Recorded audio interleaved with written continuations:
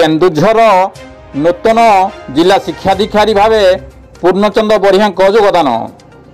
आज अपराह्न केन्दुझर जिलार नूतन शिक्षाधिकारी भाव श्री पूर्णचंद्र बरिहा कार्यभार ग्रहण करछंती। श्री बरिहा कार्य योगदान पूर्व प्रथमे केन्दुझर जिलार अधिष्ठात्री देवी माँ तारिणी को दर्शन कर आशीर्वाद कामना करछंती।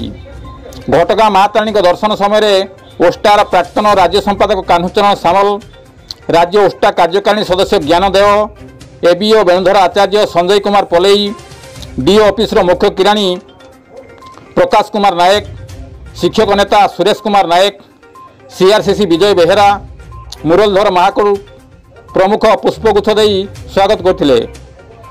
सेहीपरि केन्दुझर जिला ओस्टा तरफ जिला शिक्षाधिकारी को जिला ओस्टार सभापति रघुनाथ बेहेरा, संपादक प्रशांत मिश्र, प्राक्तन राज्य कार्यकारी सभापति भिकारी साहू, प्राक्तन जिला संपादक क्षीरोद राउत, जिला उपसभापति मनमथ महांत पुष्पगुच्छ प्रदान कर स्वागत करथिले। गोविंद राउत का रिपोर्ट, केडी न्यूज।